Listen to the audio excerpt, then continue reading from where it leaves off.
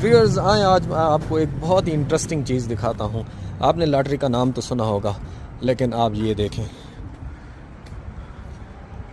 पहले आप ये देख लें, उसके बाद मैं आपकी इसको डिटेल बताता हूँ। तो नाजरीन, ये लॉटरी जो है, आपने मैक्स लिखा हुआ देख रहे हैं और लॉटो 649, ये लॉटरी जो है पूरे कनाडा में बेची जाती है और इसका इनाम इस वक्त जो है वो जो कनाडा की मैक्सिमम लॉटरी की जो अमाउंट है 70 मिलियंस, और इसके साथ आप देख रहे होंगे मैक्स मिलियन जो है वो 50 मैक्स मिलियन है, यानी 70 मिलियन का एक मेन इनाम है और 50 मिलियन के 50 इनाम है, और इसके साथ 649 आप देख रहे हैं, इसमें 26 मिलियन का इनाम है। तो नाज़रीन, ये कनाडा की लॉटरी जो है बहुत मोस्ट वांटेड है और यहाँ पे